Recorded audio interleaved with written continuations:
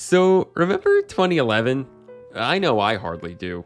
With just how densely packed these last few years have been, from the personal experiences to the socio-political nightmares, I have a hard time recalling basically anything before, say, November 2016.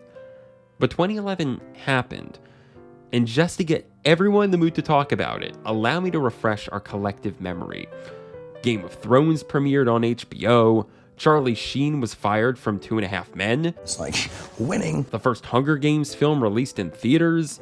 Angry Birds, Words with Friends, Cake Pops, the Tim Tebow pose, planking for some reason. Well, something else happened in 2011. On February 10th of that year, a special song about a special day of the week was uploaded to YouTube. And it would change one 13-year-old's life forever. For better and for worse. It's Friday, Friday, gotta get down on Friday. Everybody's looking forward to the weekend. Some, like Lady Gaga, called this tune genius. Others called it the worst song ever written. Well, the song is Friday. Its vocalist is Rebecca Black, and a decade later, she's back with this. It's Friday, Friday, it's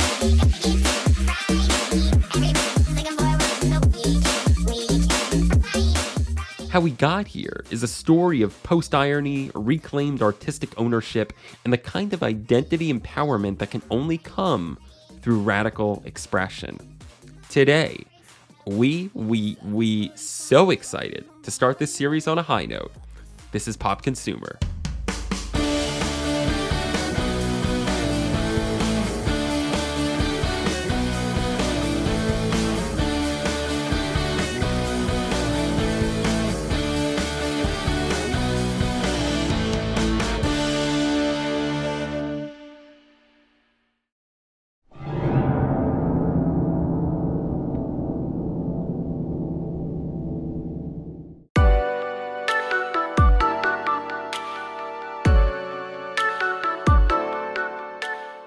Before 2011, Rebecca Black was a regular American teenage girl. She attended charter school in Anaheim, California. She loved Justin Bieber, Katy Perry, and musical theater. She was also totally a Glee kid. But all that normalcy would change when, as the story goes, Black heard about a girl in her grade who convinced her parents to pay a media company for a unique opportunity. Arc Music Factory, founded by infamous Nigerian producer Patrice Wilson, would create a song and video starring you. For kids with superstar aspirations, this is an absolute dream come true. The opportunity to sing your own song and feel like you're the latest MTV H1 darling is alluring, to say the least. Especially, perhaps, for teenage girls, who Wilson's business seemed to attract in great numbers. So young Rebecca took this information and passed it along to her mom, who, to Rebecca's surprise, totally bought in. She said yes. One $4,000 payment later, and Rebecca found herself at a studio recording vocals for an original song indeed created just for her. It's Friday was the song's initial title, a little bop celebrating the excitement of having made it through another week and to another weekend. It's innocent. It's universal. It's Friday. Time to have some fun. According to a later interview with its writer, Patrice Wilson, the track had about as much substance as you might expect, given its subject matter. I wrote the lyrics on a Thursday night going into a Friday. I was writing different songs all night and was like, wow, I've been up a long time, and it's Friday. And I was like, wow, it is Friday. Let's take another look at how that came out.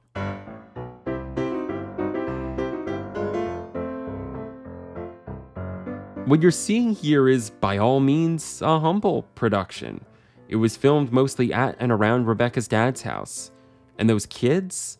They're not paid actors. They're a handful of friends from Rebecca's school who agreed to be in the video.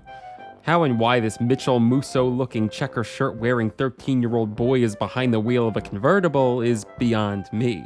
But that aside, it makes sense to me that Rebecca and her family thought the video was cute when they first saw it. What I really remember doing was, after maybe seeing it one time, going to my dad and being like, "Dad, it's out," and watching it together, and my dad and I just being like,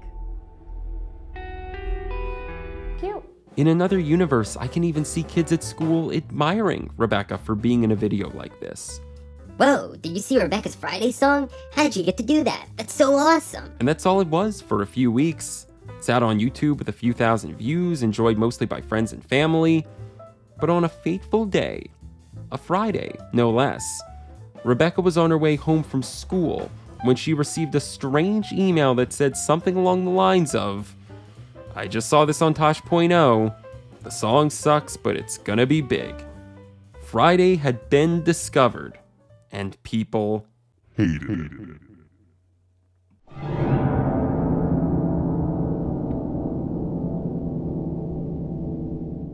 But people love to hate it. Friday's virality was unquestionable. On March 11, 2011, Friday got press from a blog post by Daniel Tosh entitled "Songwriting Isn't for Everyone." A week and a half later, the music video had been seen 30 million times. Only a week after that, by the end of March, Friday had surpassed Justin Bieber's "Baby" as the most disliked video in the history of YouTube. Not only that, but critics from all stretches of the internet seemed to jump on the hating Friday bandwagon. They used words and phrases to describe Friday like bizarre, inept, and hilariously dreadful. A columnist for Billboard said the music video for Friday was one of those rare occurrences where even the most seasoned critics of internet culture don't know where to begin.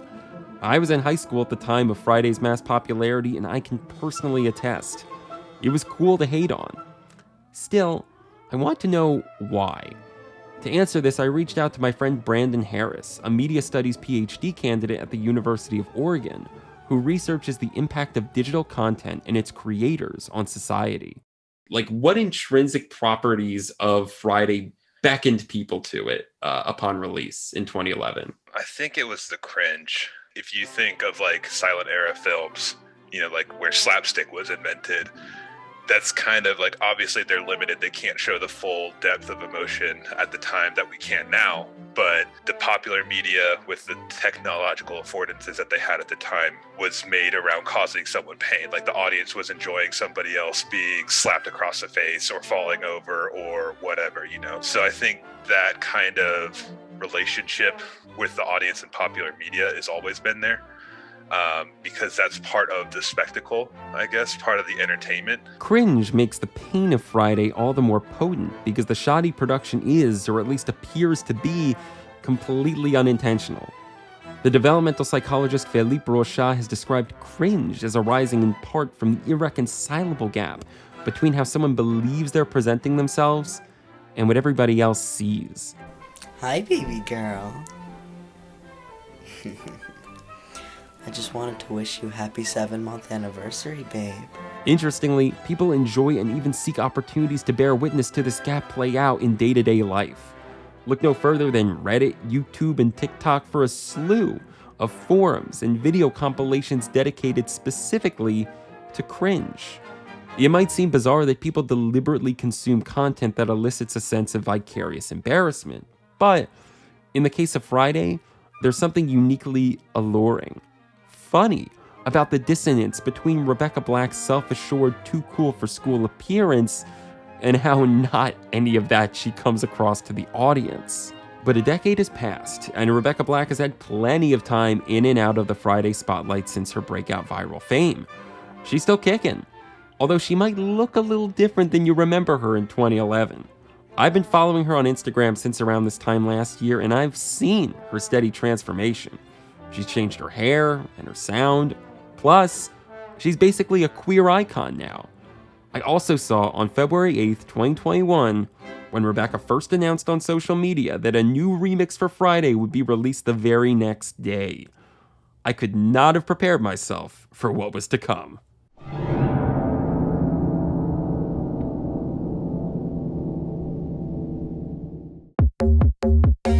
It's Rebecca Black, Dorian Electra, 303, and Big Frida. It's the f***ing weekend, people. It's Friday.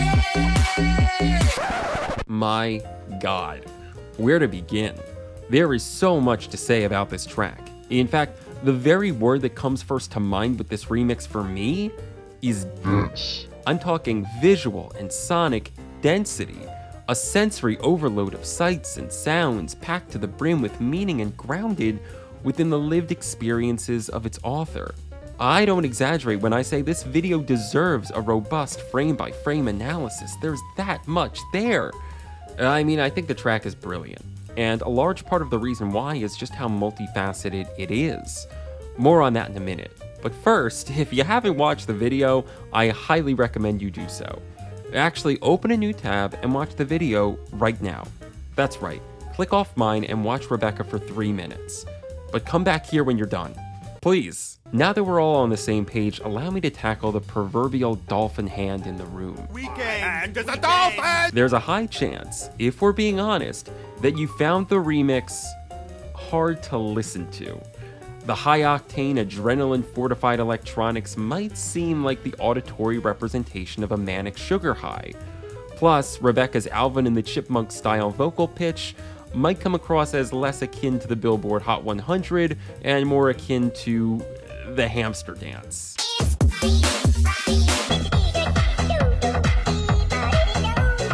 If those sentiments sound a bit like your thought process, then you certainly aren't alone. But stick with me, and you might just see things a bit different. Although my intention here is not to offer a critique of the track's musicality. Instead, I want to give an interpretation of the remix in light of Rebecca Black's public image, as well as cultural trends surrounding our consumption of memes, music, and identity. This ogre of a track has layers, and I will attempt to sort through 3 of them, starting at the surface level and plunging deeper as we go. Allow me to invoke the iceberg meme to tackle this. At the tippy top is the first layer, empowered satirization. As we dive underwater, we encounter the second layer, ironic subversion. Then, down to the real core of the berg is the third layer, identity actualization. Let's see what each layer has to offer, shall we?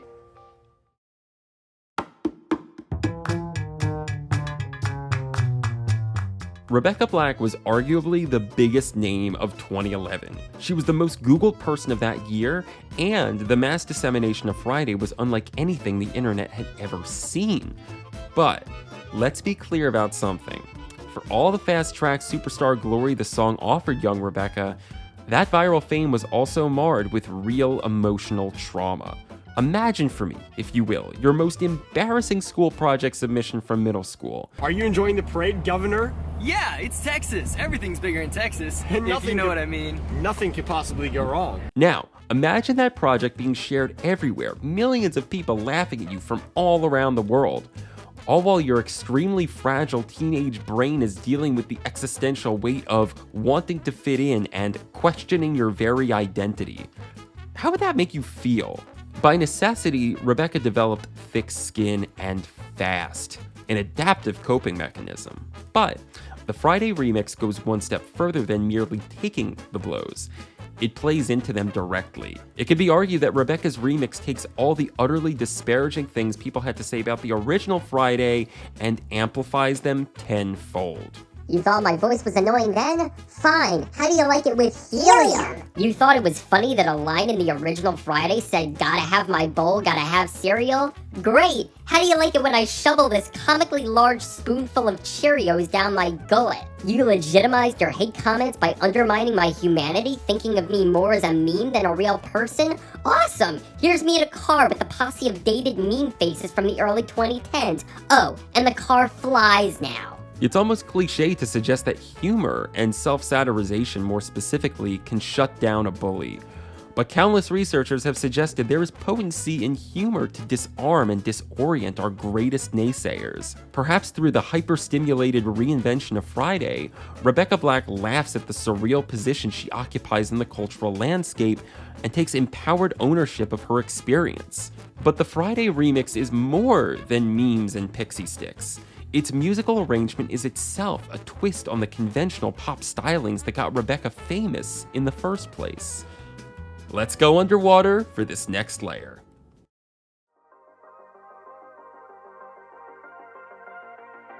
Listening to the Friday remix, you might have thought, this sounds absolutely deranged. There is no word to define what I just heard. But what if I told you there is? That word is hyperpop.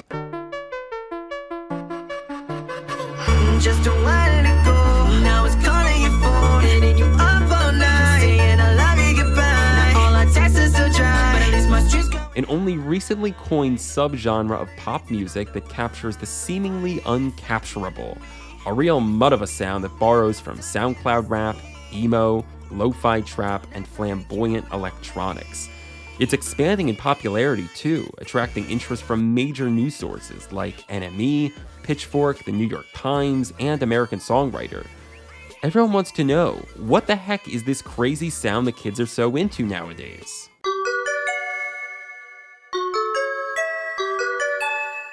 Well, for all the ineffability going for it, there are at least a few agreed upon characteristics that make hyperpop what it is. Synth melodies, catchy auto-tune vocals, heavy distortion, shiny, cutesy aesthetics next to dark, angsty ones, and references to early internet culture, to name a few. Still, one trait overrides them all. In fact, it's less of a trait and more of an overarching philosophy: to invoke and exaggerate the popular music formula and shatter its boundaries in the process. Let's be real. In many circles, pop music has a bit of a bad rap. It's basic, self-indulgent, bubblegum billboard garbage that has no interest in being art.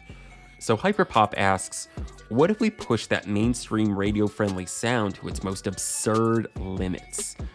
If we apply this line of thinking to Rebecca Black's Friday remix, it becomes not only a satirical amplification of the original song's cringe, but a subversion of the original's conventional pop structure. But all this would suggest that hyperpop is a meme in and of itself, that it exists purely to jab at, like, Taylor Swift or something. But hyperpop and the sound of the Friday remix are about more than exaggerated parody. And so we plunge to the deepest layer of the proverbial iceberg.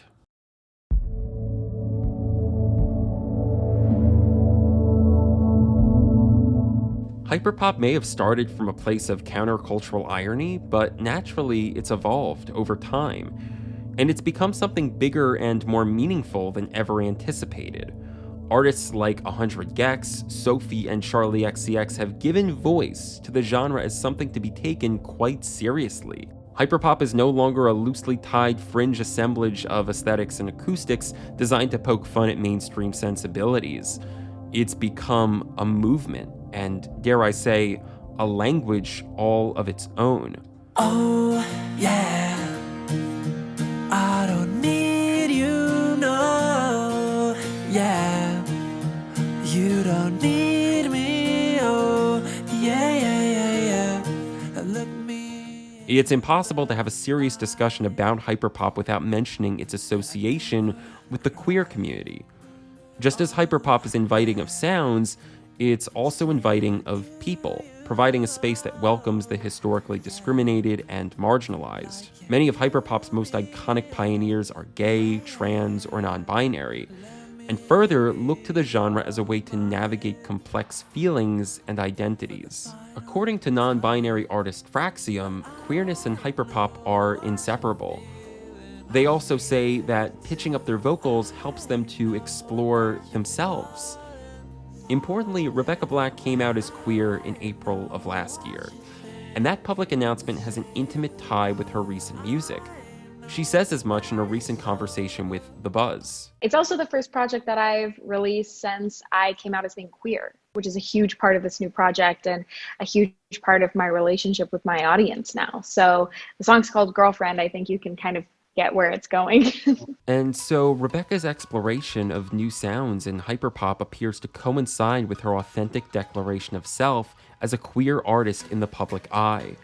Adding to the credibility of this shift are appearances in her Friday remix from fellow queer artists Dorian Electra and Big Frida.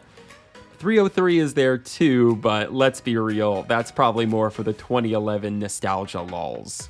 According to Lizzie Sabo, curator of the Spotify Hyperpop playlist, Hyperpop is not a parody. This is who they are. This is their sound. Just as much, the Friday remix is, in essence, a perfect statement from Rebecca Black in owning her story and repositioning her personal brand from one of cringe to one of pure actualization. Hey, thank you so much for watching my very first episode of Pop Consumer. I've had this show in mind for years, and it feels so good to make my vision a reality. If you enjoyed this video, you know what to do. Give it a like, subscribe to my channel, and tap the bell to get notifications when I post new episodes. Also, what did you think of the Friday remix? Let me know in the comments below. And remember, stay curious. I'll catch you in the next one.